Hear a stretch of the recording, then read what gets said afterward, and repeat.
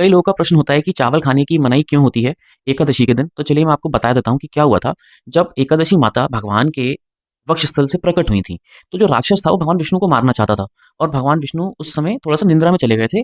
तो माता जो एकादशी थी वो उनके छाती से ना प्रकट हो गई थी और उन्होंने उस राक्षस का वध किया था। तो जो राक्षस के शरीर से पाप आत्मा बाहर निकली वध होने के बाद, तो वो पाप आत्मा ना भगवान विष्णु के चरणों में गिर गई थी और उन्होंने बोला कि भई आप तो इतने दयालु हैं, आप सर्वोपरि हैं, भगवान भगवान की स्तुति करी उस आत्मा ने कि मुझे भी तो कोई स्थान दीजिए, मेरा भी तो कोई जगह होगी नहीं होगी, मैं कहाँ जाऊँ?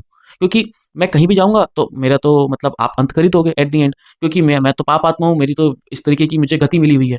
तो भगवान कहते हैं कि नहीं बिल्कुल सही बात है कि कोई जगह तुम्हें देनी होगी, तो तुम क्या करना एकादशी के दिन अन्न में जाके वास करना।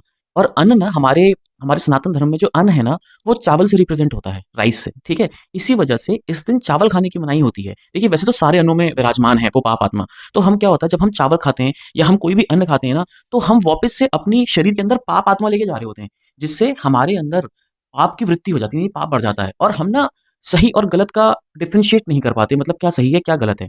साथ ही में ना कई लोग ये भी कहते हैं कि क्या हम क्या-क्या खा सकते हैं फिर, है ना? इसमें देखिए सारे फल खा सकते हैं, केला भी खा सकते हैं, कई लोग केले नहीं खाते ना, लेकिन मैं आपको सच कहता हूँ किसी शास्त्र में मैंने आज तक नहीं पढ़ा, अगर आपने पढ़ा हो किसी शास्त्र के अंदर 18 पुराण है, 4 वेद हैं, अगर आपने कहीं पढ़ा तो आप मुझे लाके दिखा दीजिए कि लिखा है केले नहीं खा सकते। आप केले खा सकते हैं क्योंकि मैंने कहीं नहीं पढ़ा आज तक। साथ ही में जो कोटू होता है, आप कोटू का सेवन भी कर सकते हैं, आप आलू का सेवन भी कर सकते हैं। अच्छा कोटू का सेवन अन्न में क्यों नहीं आता है? क्योंकि जब सारे अन्नों में जितना भी धान था ना, सब में पाप आत्मा का वास होने लग गया, तो सारे जो देवता थे वो भगवान के पास गए, तो हिमवान के पास, क्योंकि हिमालय ना बृहस्पतियों के देवता माने गए हैं। तो इनकी जो पुत्री थी माता पार्वती अन्नपूर्णा है, तो अन्नपूर्णा से कहा कि भई हम क्या करें? तो माता ने जो कोटू ना एक फूल होता है, ये एक अन्न नहीं होता है, ठीक है ना? अगर आपने कभी कोटू अपने हाथ में लेके देखा हो, तो जो बाज़ार से पिसा हुआ कोटू होता है ना, उसे मत लाइए। आप कोटू का फूल खरीद के लाइए और खुद उसे घर में पीसिए और पीस कर फिर उसको आप इसकी रोटी बनाकर आप खाइए। तो जो फूल होता है ना, ये फूल से उत्पन्न होता है, इसलिए इसको अन्न की श्रेणी में इन्हें काउंट करते हैं। लेकिन असली कोटू होना चाहिए। बाज़ार का पिसा हुआ में मिलावट होती है, मैं नहीं चाहता कि आपका व्रत खंडित हो। तो इस तरीके से आप कोटू का सेवन कर सकते हैं, फलों का सेवन कर सकते हैं, दूध का सेवन कर सकते हैं, है ना? घी का सेवन कर सकते हैं। तो इन चीज़ों का आप सेवन करके अपने व्रत को सही करिए और कोई भी ऐसा कर रहे मत कीजिए।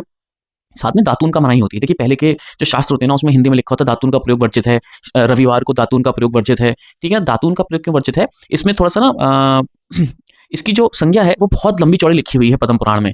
तो इसलिए मैं आपसे कहूँगा टूथपेस्ट का इस्तेमाल मत कीजिए। टूथपेस्ट में ना मिलावटी केमिकल्स होते हैं। वो आपका व्रत खंडित कर देते हैं। तो आप करिए क्या करिए मेरी तरह करा करिए। एक नॉर्मल खाली टूथब्रश ले लीजिए और खाली एक एक मतलब फास्ट का टूथब्रश अलग कर दीजिए। तो उस टूथब्रश से ही आप ब्रश करा करिए और फिर अच्छे से कम 15-16 टाइम्स कुल्ला करिए। आप देखिएगा ऑटोमैटिकली आपको अपने आप ही अच्छा लगेगा। टूथपेस्ट का इस्तेमाल मत कीजिए, चाय, कॉफ़ी का सेवन मत कीजिए क्योंकि उसमें नशा होता है ना, तो नशे की चीज़ों को ना मनाही करी गई है शास्त्रों में। लोग कहते हैं कि ऐसा है तो सीढ़ी सिगरेट और बीड़ी वगैरह भी हम ले सकते हैं, मतलब उसमें भी तो नशा होता है। देखिए, कहीं पे नहीं लिखा हुआ कि चीज़ ले सकते हैं, है ना? बहुत सारी बातें